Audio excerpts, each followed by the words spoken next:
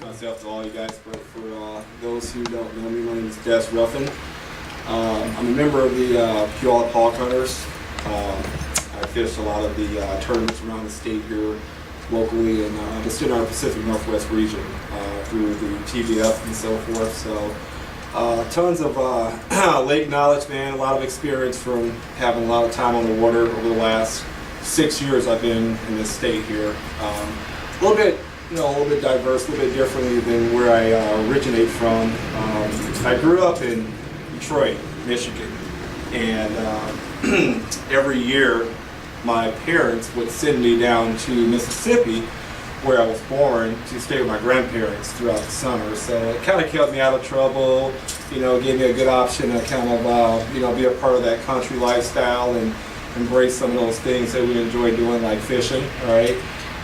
So yeah, every single summer, man, from like age 5 all the way until I think 12 years old, that was pretty much my protocol every year. And so I grew up fishing. I've just got a natural knack for it, something I've always enjoyed doing ever since I was a little kid.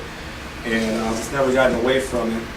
Kind of thinking back on it from time to time, I would have never thought that I would have been as serious and dedicated as I am to the sport at this point.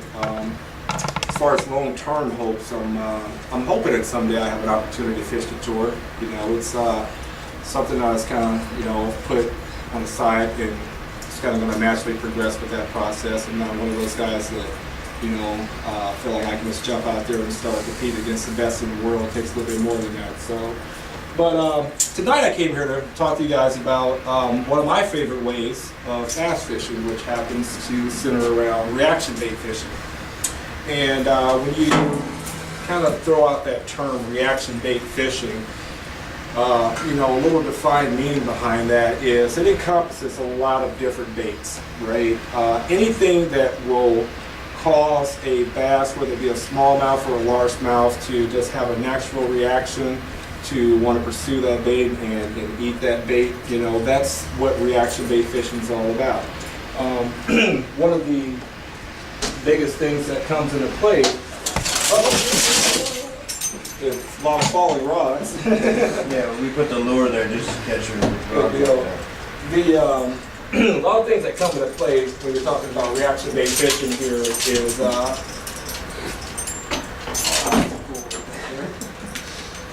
word ambush, right? And the definition of the word ambush itself is the act of waiting in a concealed position in order to launch a surprise attack, right? That's reaction bait fishing. That's all it is, cut and dry, right? We're trying to present baits to bass, whether it be largemouth or smallmouth, that will, in some cases, cause them to want to feed. In some cases, just a natural reaction. They can't help themselves. They have a particular sense about themselves that they have to naturally react to that bait. It's just an easy opportunity, So what I want to try to do today is go over some of the different reaction baits that I use, why I use them, when I use them, seasonal changes, things of that nature. And I kind of want to keep this format open to the group. If you guys have questions throughout the seminar that you want to ask, don't hesitate to raise your hand, and I can just kind of proceed and answer the questions as I go along. I got ADD, so it's great. It's easy for me. I'm a natural multitasker, so I'm not thrown off at all by that. But I'll get started with crankbaits. Well, right out the box, some of the things I like to do with crankbaits is to immediately take attention to the hooks that come with these baits, right? Keep in mind, guys, when a manufacturer produces a crankbait, the majority of the money that's invested into creating this product is all centered in the body and the lip itself, okay? So because of that, right, the last piece of the finish they'll put on there is going to be your color and your eyes and your rings and your hook. That's actually some of the cheapest material that a manufacturer is going to use when he's creating his finished product, right? If I'm spending $5 to make this bait, right, I don't want to put hooks on here. It's going to cost $250. in order to have a profit margin there, if that makes sense on the business side, right? So that's why it's important to, right out the box, kind of know what you're working with from start to finish on a bait. In most cases, pretty much 90% of the case, I do replace all of my treble hooks because of the fact that most manufacturers just give you cheap hooks. They will bend out on you, they're not as sharp. The brand name is just not there, you know. But yeah, you know, that's one of the things I like to do right out the box with a crankbait is replace those hooks. In some cases, I will replace the rings on them. That doesn't really come into play as much as the hook does for me. I don't really fish my crankbaits in a powerful manner in which I feel like that the rings are going to come into play to cause me to lose a fish. Okay.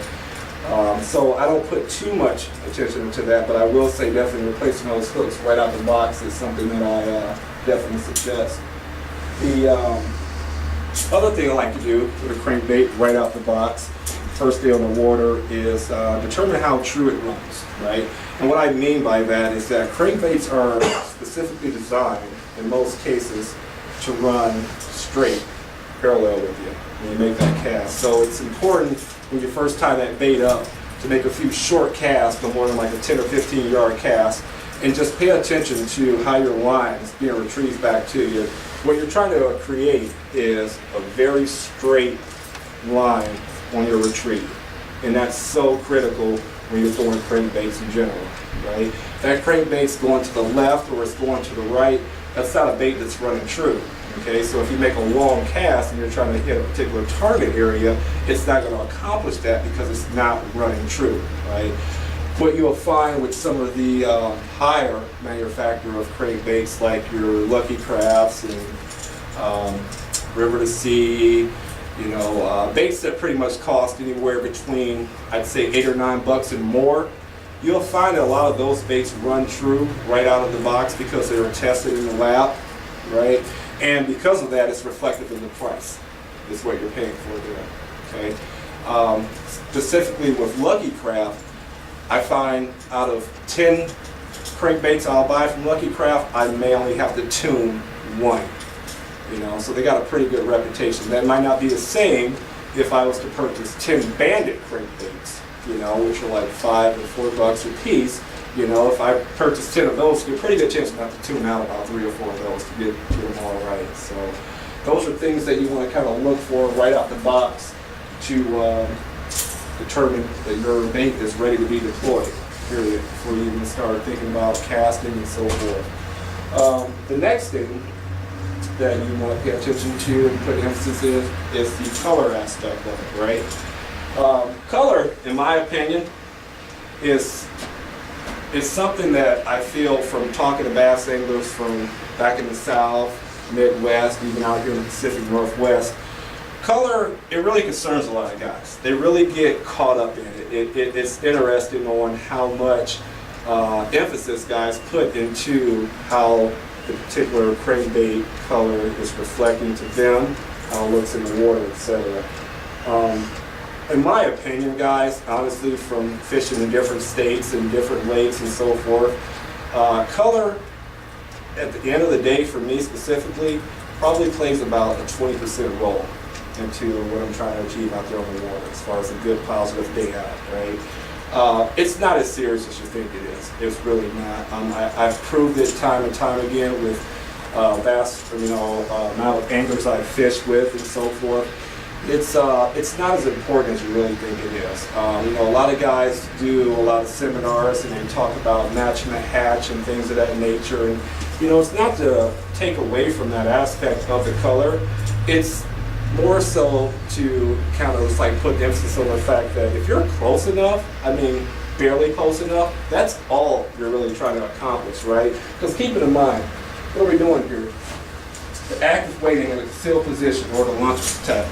So what that means is the majority of the bites that you're going to get with crankbaits, a lot of them take place as soon as that bait goes right in front of that fish. It's a split second in some cases, right? So they don't really have a good opportunity to really look at that bait for a long period of time before they decide if they're going to eat it, okay? That just totally goes against what the ambush represents, right? And that's what reaction bait fishing is all about, okay? So don't really get too caught up into you gotta have a particular color, or you know, it has to be made by this manufacturer, or if it's not custom painted, or etc. It really doesn't play a big role at all, guys. You know, the best case reference I can kind of remember right now is I think 4 or 5 years ago, the Bassmaster Classic down in Louisiana. Kevin Van Dam won that tournament. And I believe he was throwing a chartreuse with a black back square bill crankbait. Okay? After that classic was over with, that same color crankbait was not found on any shelf, on any website, in any store for like the next 4 or 5 months. Okay? That tournament took place 4 or 5 years ago. Right? What guys fail to remember is, what's been the latest update on that crankbait? How many guys have you talked to that say that, hey, I've had one of those Kevin Van Dam days with this particular crankbait? You're not going to hear it, right? It's, you know, when you're talking about anything that's media coverage and things like that, obviously they're trying to sell a product, etc. Keep in mind, another gentleman on that same tournament, Brandon Pollinet, fished in the same cove as Kevin that day. And he threw a completely different crankbait, completely different color, completely different manufacturer, and he had a great finish. I think he ended up finishing 3rd or 4th overall. So it just shows you, even when you're standing there competing against the best angler in the world that's had a particular pattern in place, and you're duplicating that same pattern, but with the same crankbait as far as the action, the size, right, but a different manufacturer, a different color, the end result was, it's just a matter of which particular stump you have to hit to get that bass to bite, right? So, I mean, if you look at it for what it's worth, how much did color really come into play? It didn't. If you had a bait they can see and you put it in their face, they're going to eat it. And that's what I mean when I say don't put too much emphasis and get caught up on the color aspect of it. Me personally, I've only, when I do my color selection, it's based on 3 thoughts. Cloudy water, clear water, right? So I'm going to have my natural colors, my more translucent colors for your clear lakes, things of that nature. And if I'm fishing darker water or cloudy water or semi-stained water, I'm going to have crankbaits that reflect more of a high-resolution color, like your chartreuse, your fire tigers, things of that nature, right? This makes sense. Things that a fish can actually see being brought through its home, its dinner table, as I like to call it, to give them an opportunity to go after it, right? For this reason right here, they're ambushing, right? So it's an opportunity. If that fish sitting there next to a log and that bait comes by him, he can't resist himself. If he can see that bait, if he can hear that bait, and in some cases they can feel the vibration, they will come out and eat it, okay?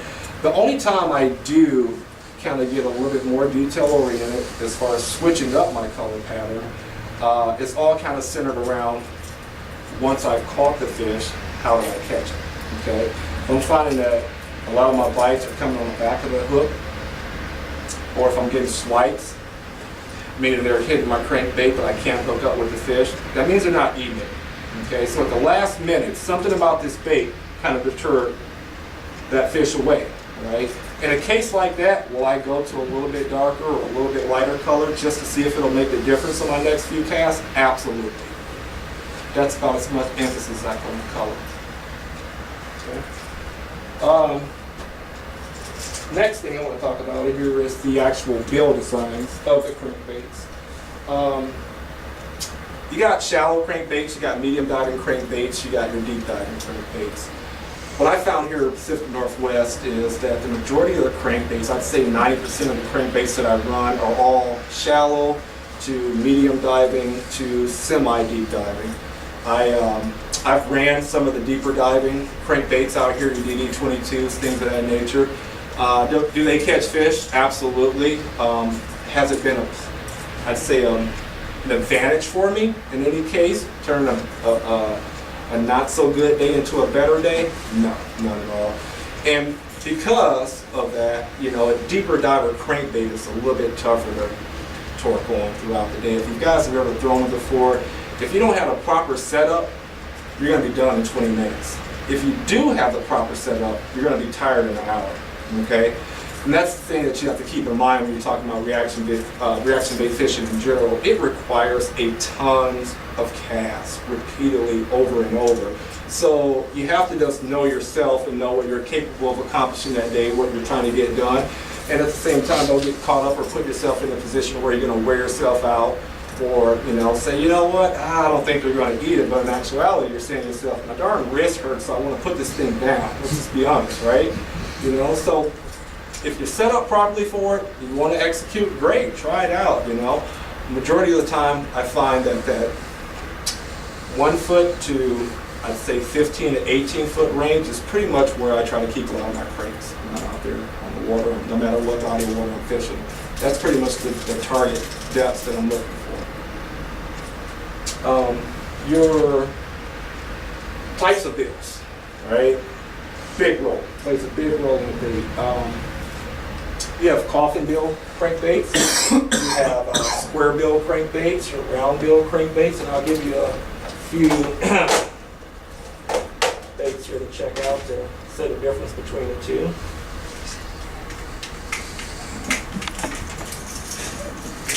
Pass around, actually, what I'll do here, I'll pass around this crankbait box. Those are all round bill, I believe.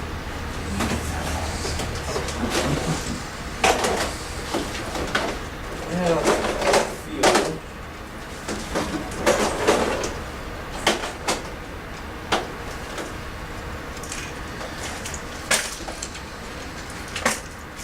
Got it. These are your coffin bill crankbaits, and the reason why they call it a coffin bill crankbait is because you can see the design cut from it. It looks pretty much just like a coffin if you just look at the bill itself. So it kind of poses the question of why do guys even decide to throw a coffin bill over a square bill, These are cool boxes. over a round bill? That's just $1 million question, right? What I've determined and what works best for me with these baits is that, oh yeah, here's Kevin's bait I was talking about earlier. What I found that works best for me is you kind of just have to pick up your baits and decide what you're going to fish based upon what's available in front of you, right? Meaning what kind of structure you're working with, what depth you're currently in, where the fish are kind of sitting up at, the area you're looking to execute a bite at. That's going to help me determine what type of bill I'm going to choose to run, okay? So if I'm, say for instance, sitting in 5 feet of water and 15, 20 yards away from the shoreline, and I'm fishing a particular lake similar to, like, let's say Silver Lake, for example. Lots of wood, lots of stumps in there, things of that nature. When I get around wood, lots of stumps, places like Silver Lake, potholes, Moses, right? Those are good areas and good lakes to really pick up your square bills, your coffin bills, right?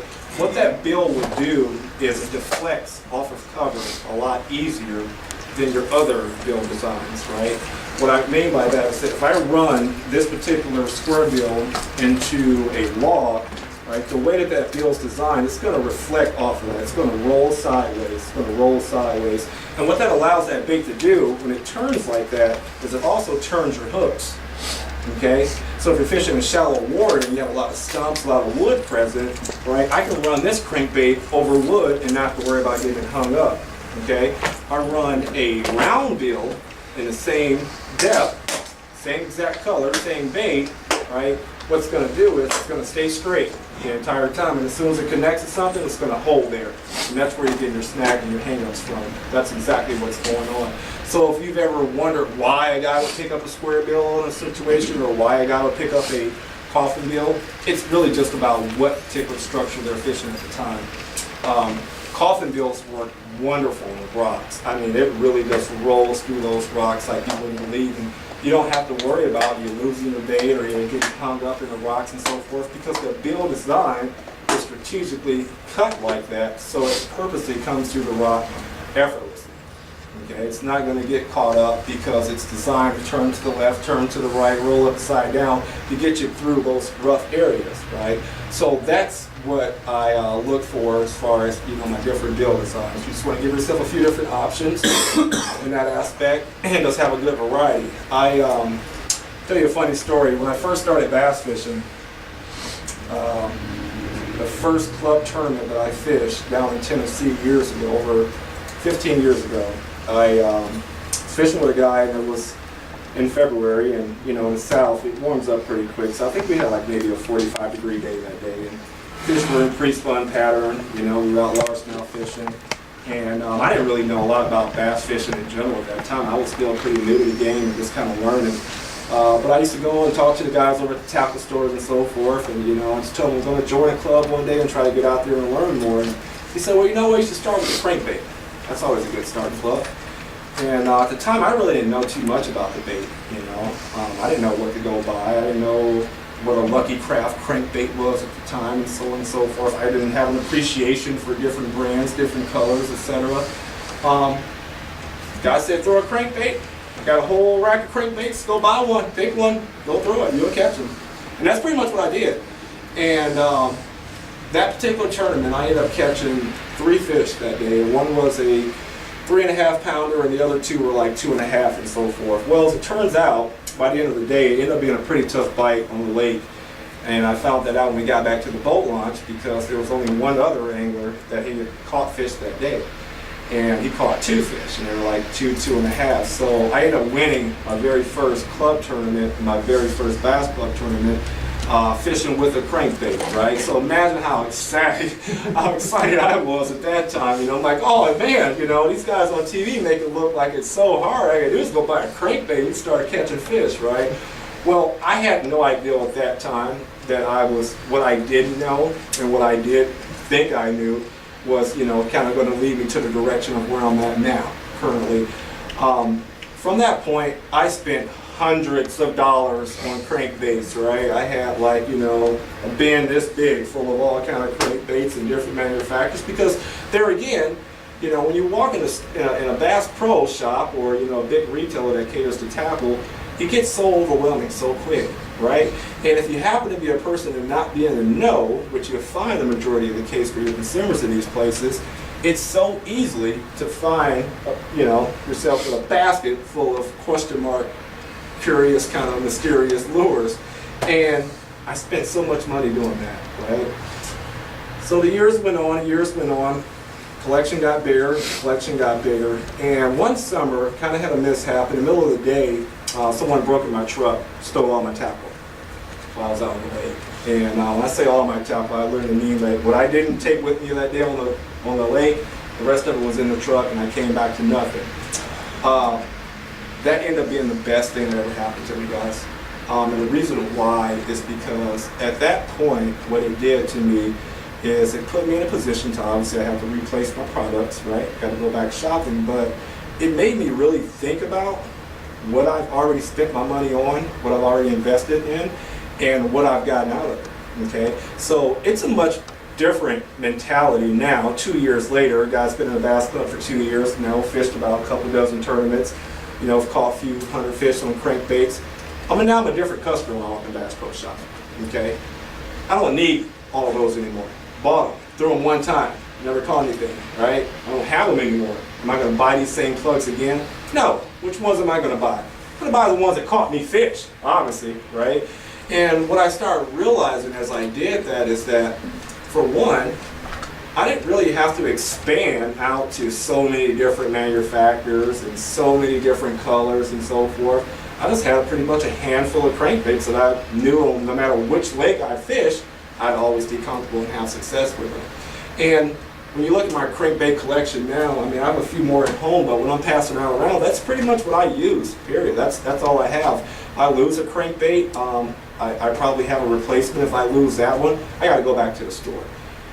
So, I say that to say that you don't have to be that angler, and not being in the know, and that's kind of what I'm here tonight to talk about, to kind of, get away from some of the myths, that we hear about crankbait fishing, and you see these guys on TV who do this for a living and can afford to have every single color and every single manufacturer and so forth. You don't have to do that in order to be successful with these baits at all. What you do have to do is you do have to get out in the water and learn how to use them, right? That's the most important thing with these baits, and that's what You know, at that point, 2 years later, when I found myself back in Bass Pro Shop purchasing lures again, that's the position I found myself in, right? I knew what was effective. Some of my favorite, I see those boxes there.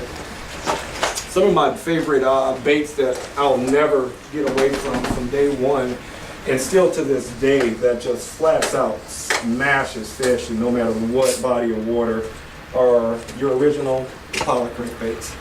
Okay, these puppies here will catch fish on every single body of water in every state nationwide. I've done it. Right? They're not that expensive. Okay, a lot of times I don't have to tune them. Right? I just place the hooks on them and they're good to go. But man, I can't tell you how many times these little small crankbaits here have been a game changer for me out in the water. Okay? And it's just something I always stick with. A lot of guys get caught up in the manufacturer's name and so forth, and it's like, hey, that's not a Lucky Craft, but you know what? Last time I checked with a bass, he didn't too much care. You know, they don't do any kind of manufacturer inspections before they decide to bite, right? Because they're doing what? You're doing a launch a surprise attack on you. Okay, it's not like you say, oh, Lucky Craft. Only my bandits today, man. This is not going to happen, right? But yeah, that's what's great about these little Apollos, man. They're inexpensive. They have a great variety of different colors you can choose from and so forth. And the reason I passed around my box for you guys to look at and continue to do so is because I want you to kind of get a range on not only the particular manufacturers I use, primarily use Lucky Craft, Rapala, River to Sea are my top three. Those are the top three manufacturers I shop from. So with that being said, when I go to a store, okay, I already know I'm only choosing for one of those top three manufacturers. So I'm only looking for a color or a depth. That's it. That's the only thing I'm looking for. I'm looking for a particular color, particular depth. In some cases, it may be a particular build design, right? But in most cases, I'm just replacing it. What you'll notice when you look at these boxes here is I got dark crankbaits and I got light crankbaits. I can get into the specifics of your ghost and your translucent colors like your IU and things of that nature. Yeah, they sell those colors, but I promise you the bass don't know the name of them. Okay? Dark crankbaits, light crankbaits, right? The whole point I'm trying to get you guys to understand here is that keeping it simple, right, will make you more successful when you're fishing reaction baits, period. I see a lot of guys kind of go downhill and kind of get discouraged with their reaction bait fishing because they have too much of a high expectations on these baits, man. Jeez, old pigs, man. I just saw Kevin Van Dam with $1 million with this bait. Man, I can't wait to make a cast on Lake Washington with it. 30 minutes later, it's on his deck. He's got his drop shot back in his hand. And his Kevin Van Dam days and dreams are all gone, right?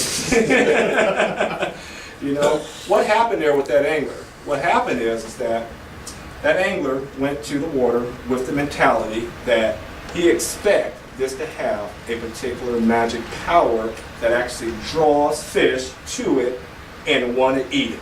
Okay? What he didn't know is that if he figured out how to put this bait in front of the fish's face, he can expect no success from it. They're going to eat it. Okay? That's what I mean when I say time on the water, and it's going to teach you how to be effective when you're fishing crankbaits, because that's what it is. That's the learning curve. I know when I'm coming down a shoreline or I look and assess a particular cove, I already know where I can throw, whether it be a crankbait, whether it be a gravel trap, whether it be a spinner bait. I've already visioned out what baits are going to be perfect depending upon how this boat moves down the shoreline. Right? So that's what you want to try to accomplish when you're just out there reaction bait fishing in general. The square bill baits and the coffin bill baits are going to always obviously give you your more erratic actions. If you notice, what you didn't see in my box is wiggle warts. Right? I don't have a lot of them. Matter of fact, I think I have two. They're somewhere doing something. I don't use them. And there's a particular reason why. What I've noticed from visiting a lot of different guys' tackle box, I'm a very curious creature I am. I like to see what people are doing, and I ask them questions. Why? Why do you throw this? Why do you have 25 of these baits? You know, talk to me. What I found is that, well, this guy said that, well, Joe told me, you ain't got a wiggle work in this color, you're not catching them on cranks. Okay, well then that went to Paul. Well, Paul heard the same thing from Joe, right? So when I started going around assessing these guys, I'm like, wait a minute, all of you guys have these same baits in your crankbox. But I'll never hear you guys coming to the scales like, hey man, we weren't out today on crankbaits. Well, why is that? Why do you even have those baits in? So he said, you know what? This is what we're not going to do, Dez.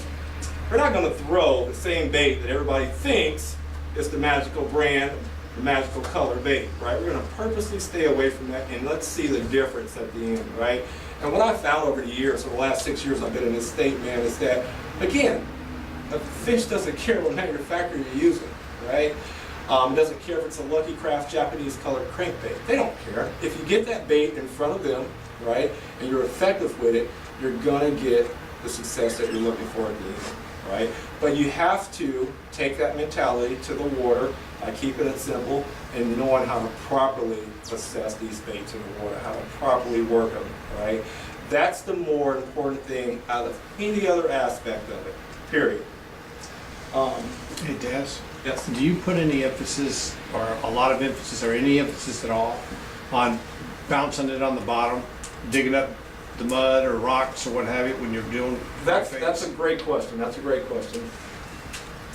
I personally will tell you guys this, and I'm glad you brought that question up. There's a myth about fishing crankbaits that if you don't deflect these baits, which they're designed to do, deflect off a different cover, if you don't deflect these baits off of color, right, you're not going to get bit. Okay? Let it go. Let it go, man.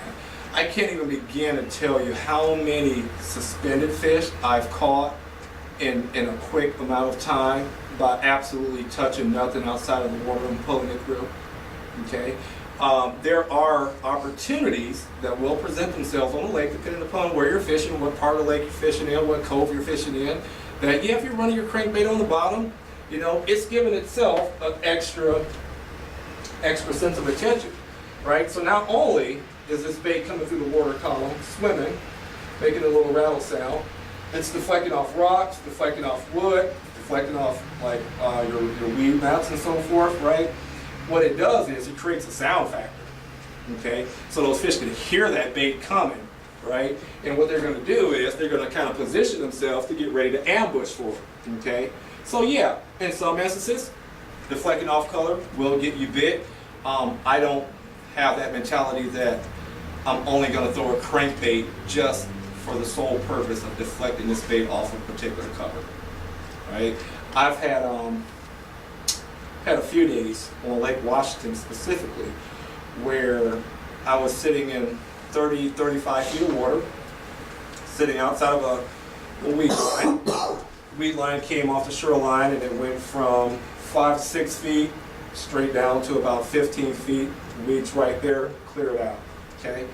We're sitting out in 30, 35 because that's where the fish were doing. They were using that weed, using the weed growth there as a form of kind of protection, if you will, a good ambushing area. They just kind of just like sit right there and just kind of pop out, and as your threadfin fish roll through it, your other different force comes through, they'd pop out that grass and they would come and eat it.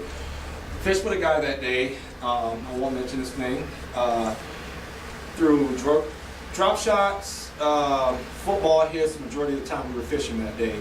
I stuck with a crankbait for the majority of that day, and I probably ended up catching about 35 fish in total that day, right? And I did not touch the bottom one single time, right? So you sit there and ask yourself, like, well, how does that happen? How do you find yourself in a position where you're in 35 feet of water and you're throwing a crankbait that can only get down, 8 to 10 feet, right?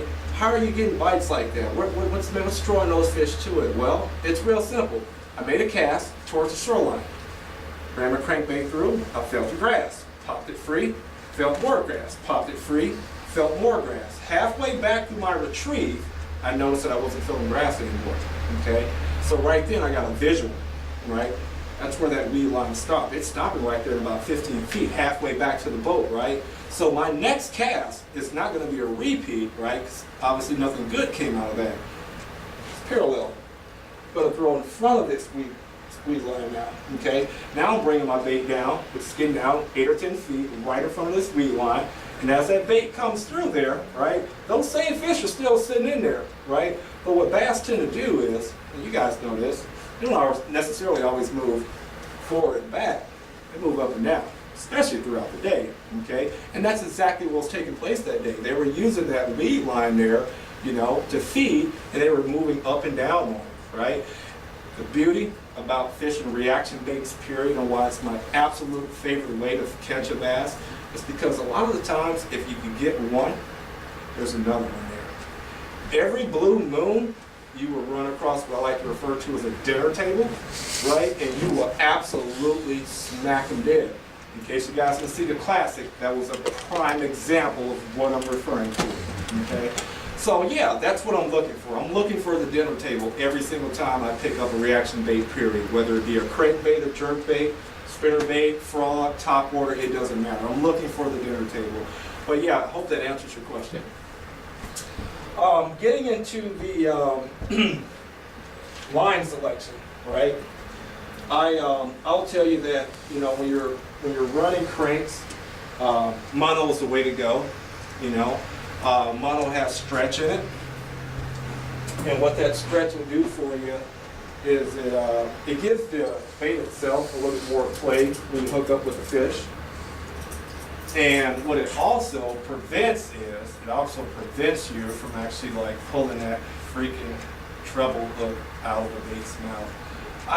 I used to be completely fascinated when I first started bass fishing on how a bass can take 6 hooks, okay, and in a split second spit it away as though not one of those hooks were even touching. I'm like, how do you do that? You know, hats off to the bass, right? But what I started to realize was it really didn't have anything to do with the fish itself, obviously. You know, we can't put too much credit on fish. What it is your setup, okay? What mono will do for you is it gives you stretch, right? So when that bite initially takes place on that particular crankbait and you kind of go to set the hook, if you have stretch in your line, right, it's going to prevent you from, the angler, it's going to prevent you from pulling that bait away from the fish too fast. Okay, and then 2, what it's also going to do is give you a little bit more leverage on the fight of that fish. Okay, keep in mind, I just said 6 hooks just entered its mouth. It's not happy at all. Okay, that's the reason why in most cases when you hook a fish on a crankbait, what's the very first thing you see him do? Come straight to the top of the water, right? He's not excited about those 6 treble hooks and he wants to throw them. They're kind of trained in that aspect, if you ask me. But yeah, you know, that's what your monofilament line will do for you. It gives you that stretch and that bend. It keeps those treble hooks locked in to the fish a lot longer, you know, which obviously is going to put you in a position to get that fish back to the boat, get them in the net, get them in a live well, or hold them up for the pick. That's what we're all trying to accomplish out there, right? So, you know, you put yourself in the right position and you fish with the right stuff and, you know, you think it through. That's the end result. That's what we're looking for. Fish story is no fun if you don't have a fish. This is kind of my thoughts on that. So yeah, I run mono a lot. There are instances in which I will run fluorocarbon line. You know, it's a case-by-case scenario, guys. I can't always tell a person or even be honest with enough of myself to say that I know without a questionable doubt that for this particular lake, this time of the year, I'm going to throw this crankbait in this setup, and I'm going to crush it. Not at all. I'll let that kind of thought process go. You know, you make those decisions when you're out there on the water. You know, making them in the living room is a little bit easier, you know, because you're filled with anxiety. You just finished watching the classic, and you just saw Randy, you know, freaking stroke him, man. You know, if I had, oh man, I wish I could go out there and watch him do the same thing. Well, you know what? You're not ready. You're not down on that lake fishing that day. You know, you didn't have those particular group of fish that pulled up. So the reality of it is that you have to figure out how to put yourself in the position that he put himself in. Okay, And yeah, so I run fluorocarbon line in most cases, kind of centering around. I'd give you a great example of fishing a lake like Chelan, right? Super clear, right? Gin clear lake. Fluorocarbon will play an advantage there, Another situation while I'll run fluoro would be if I'm fishing more of a power finesse or power way of crankbaiting. A lot of guys don't fish crankbaits the way that I fish them. And what I mean by that is I'm a little unorthodox in the aspect of, as you can see, I have a crankbait tied up to a spinning reel. Okay. When you watch a lot of guys on TV, they're using bait casters, like 12 to 15 pound fluoro, and they're locked up. There's nothing wrong with that. As long as you have the proper rod to support what you're trying to accomplish out of that bait, you are absolutely fine, and you're going to be flawless in that aspect. And it can change, it will change the way that you can target, attack those fish. This particular rod right here is it's a glass rod. It's got, awesome parabolic bend in it. And if I'm running 12 to 15 pound fluoro on this particular rod, and I'm power fishing, it's burning the shoreline up real good, I don't really have my drag set all that tough. Why? Because this rod is designed to absorb the shock factor in the plate that's going to come into play when I get a bite, right? That's how us guys can get the fish back to the boat real fast, and tournament anglers, that does come into play, a lot.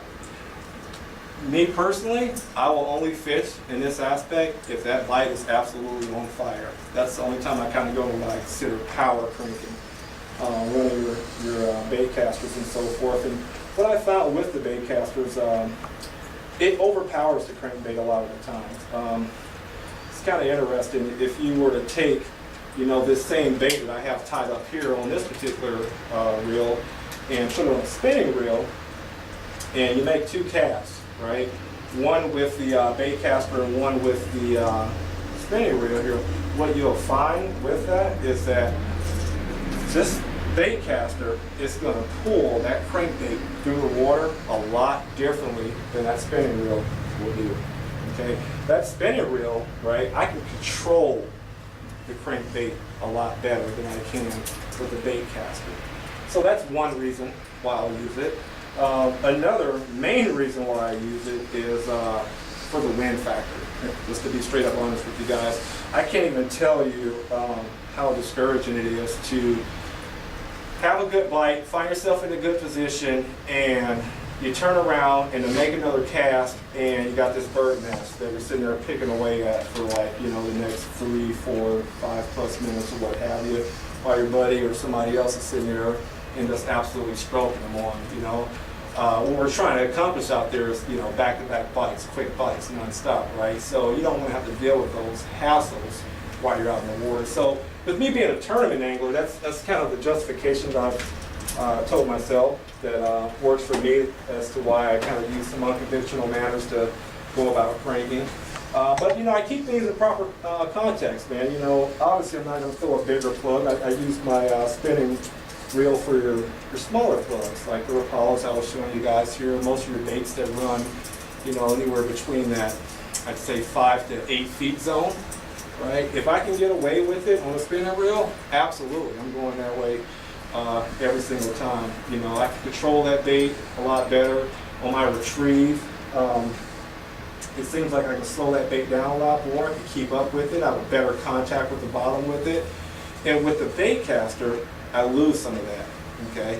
Fishing with a heavier reel, heavier rod, you lose the connection with the bait itself, okay? It's like I explained to you, in a case to where the bite's is absolutely on fire, yeah, I'm picking up a power rod, If I'm still trying to figure out what's going on, where they're sitting up at, things of that nature, I'm doing that a lot of times with spinning reel.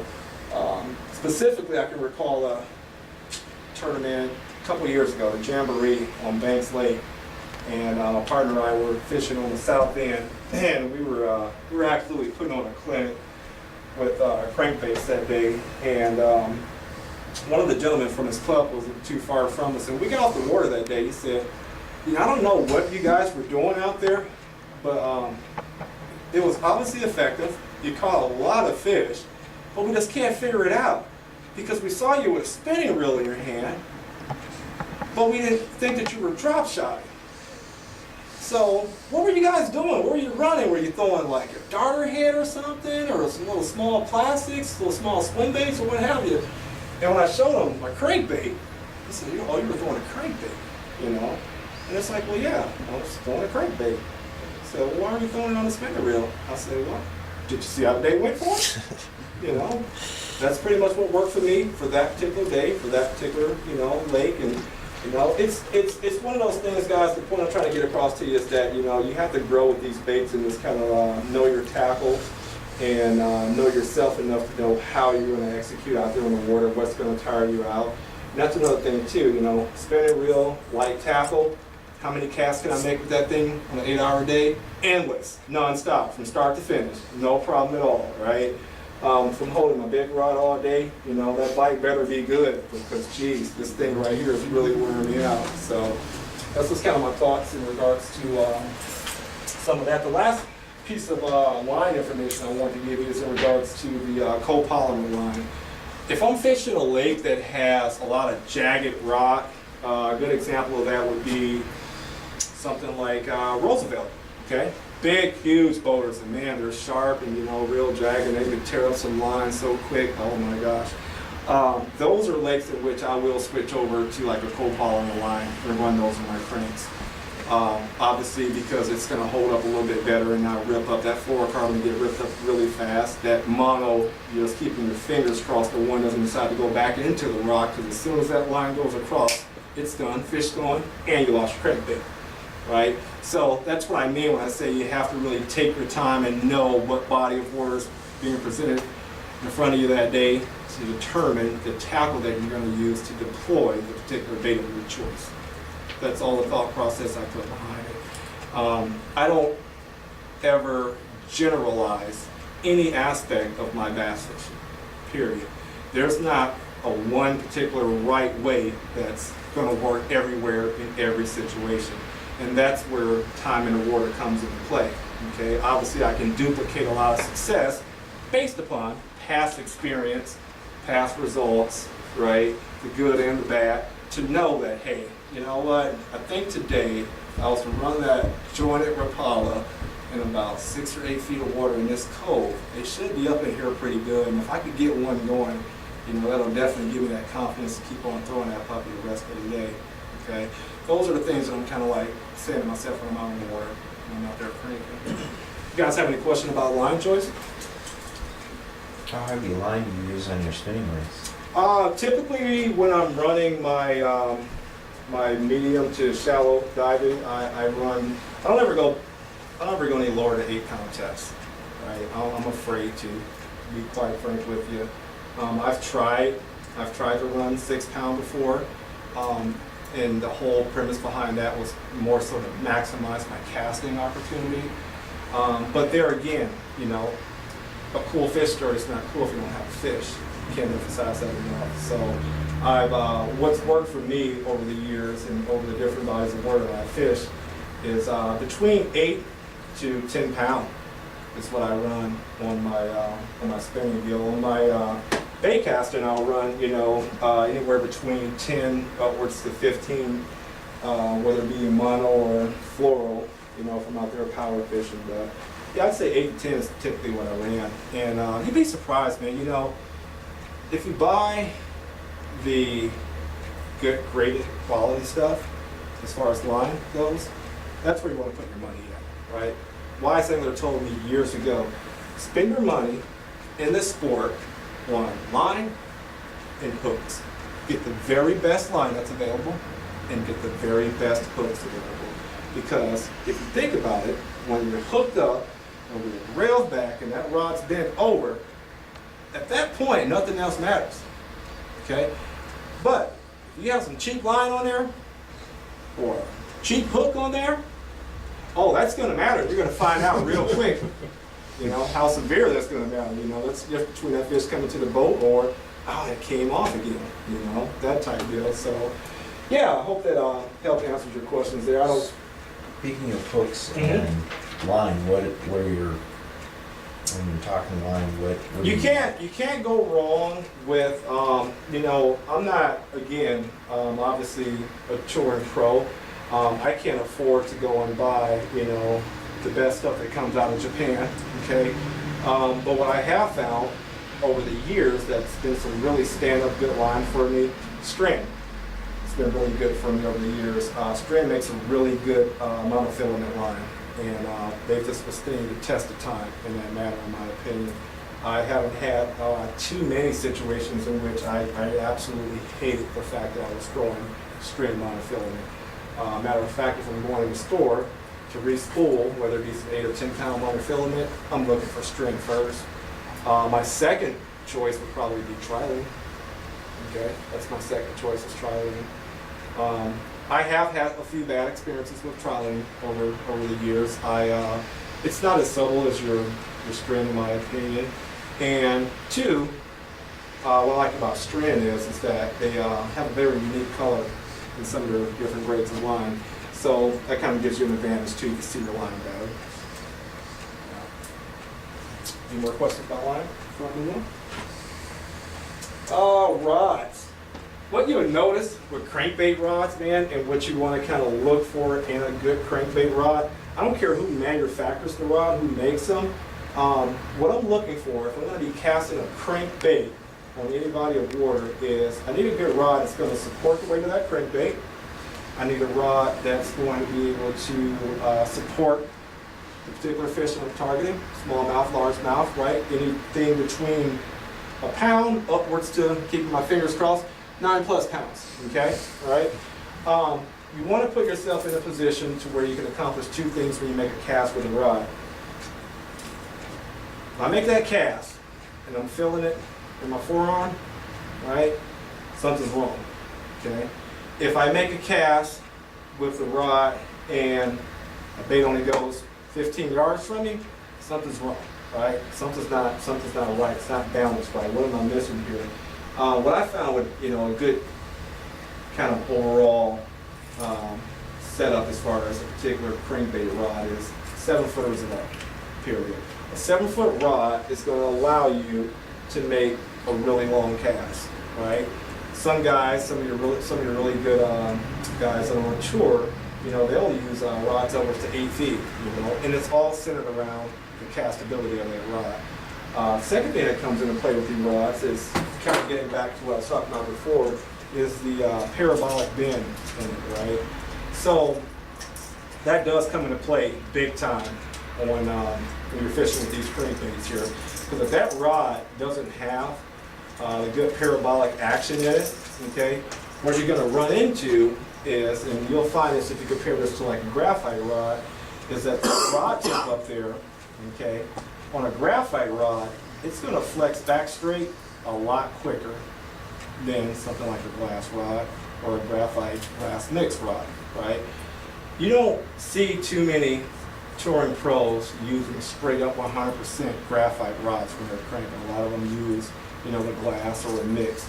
Some pros do use straight up graphite, and occasionally myself, I use graphite as well. It just really just depends on a particular bait and what I can already expect going into the game. That's kind of hard to explain because it's all centered around time on the water, but I guess a good scenario to use is that if I'm out on Lake Washington in the springtime, I'm fishing in the canals and I'm throwing a crankbait, right? I don't need a 7-foot rod in the canals, right? It's a little short, not too wide stretch of water there. So I don't need to get that thing from the mouth of that canal all the way to the very back on my cast, right? I just want to be able to make a short cast, get the bait back to me very quick. In a case like that, if I got a good 7-foot graphite in my hand, I'm very comfortable with it. You're not gonna run the risk of losing any fish, and you're not gonna run a risk of having that fish overpower you. It's not too much distance that fish has to go before you can get them in the net or get them to your hand.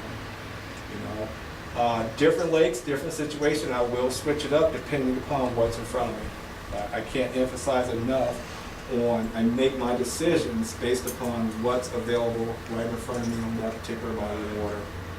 Is kind of how I determine there. And because of that, you're gonna have to have a lot of different rods, you know, so forth. You gotta be ready to switch up.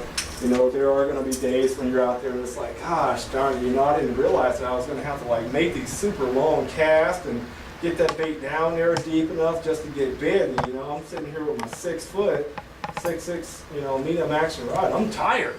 But man, when they bite, they're good, you know, so you just want to keep on casting at it, and it's like, oh gosh darn, I'm just getting fatigued now, you know, and it's tough on you, man. And when that's what I didn't know early on in the game, you know, I used to fish like that a lot, and I used to lose so many fish, and I used to just be extremely tired. But hey, I was in my early 20s at the time, so you know, what's tired in your early 20s, you know? Well, that means you go home and get some rest, get back on like the next day. That's what that means. I'm sure Austin can attest to that, right? So, but yeah. Austin doesn't sleep. Yeah, exactly, He waits. you know? But as you know, age in life and your muscles kind of don't flex the same way they used to and so forth, and, you know, it's things like being comfortable makes a difference for you on the water. Put yourself in that position, all right? If you know how hard you make a cast, what type of casting distance you're trying to achieve, right? You already have that mentality before you even leave the house. You know what you're capable of doing, right? So let your gear reflect that, okay? I fish completely differently than anybody else in this room. But the same thing can be said about each individual in this room compared to the other individuals, right? We're all different in that aspect, right? Some guys, you know, have a really hard cast. Some guys just kind of have, you know, a medium cast. Some guys, you know, they don't cast at all. It's like, boom. It's like, wow, what was that? You know? So it just really just depends. You know, everybody's different in that aspect. And, you know, you just kind of got to let that work into, you know, what works best for you is what I would put emphasis on there. You know, if you're comfortable, you're not fatigued, and you're hitting your target areas, you're fishing with the right setup. You know, when you're catching fish, if you're not losing them, right, meaning you're not pulling that bait away from them too fast, you're not seeing your hooks come out of that fish's mouth. When they go to dig and fight, you know, you're staying hooked up effectively throughout that entire fight. You got the right setup.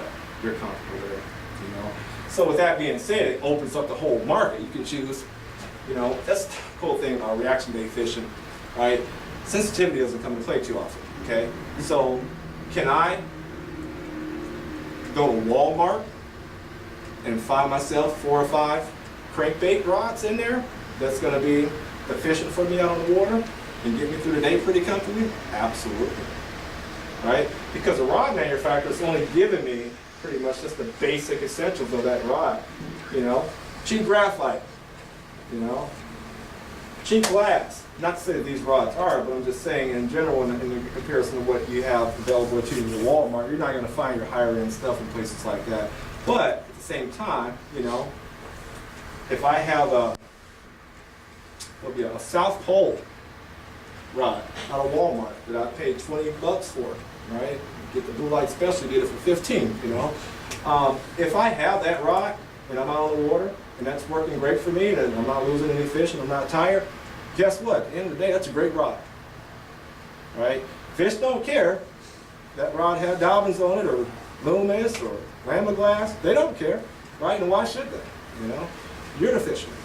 Now, it's what works for you, you know. So there again, keep in mind when you're talking about reaction bait fishing, and sensitivity doesn't come into play. You don't have to put a whole lot of money into getting your top of the notch, top shelf rods to execute these baits on a day-to-day basis out there in the water. You do not. Let's see here. Reel selection. Oh, geez. Guys, the most important thing that I can tell you in regards to throwing crankbaits, and you know this comes into play too with spinner baits as well. When you're going to make your reel selection that you're going to use that day, I can't stress enough how important it is to select the proper gear ratio reel, okay? And what I mean by that is the speed in which your reel is going to retrieve that line, okay? Your standard gear ratios are like your 6:1, your 6:6 to 1, things of that nature. When I'm looking for a crankbait reel, whether it be spinning or a bait caster, I'm looking for your slower retrieves, like your 5-to-1s, your 4-9-to-1s, right? And what that does for me, the angler, when I'm out there executing, is it slows down what I'm trying to speed up. All right. We get really excited when we get out there bass fishing, you know, especially when we're throwing reaction baits, because you don't know when it's going to happen, you know, why it's going to happen. But man, we want it to happen so bad, and we're just chunking and whining away, you know, 100 miles an hour, and it's like 6:30 in the morning. You've worked that shoreline in 5 minutes. Okay. All right. That's the reality of kind of the nature of a lot of bass anglers, man. So because of that, we have to put ourselves in a position to cooperate, if you will, or to give ourselves the advantage of putting your bait in front of that fish long enough to get yourself a good bite out of it. That's the whole ticket to crankbait fishing.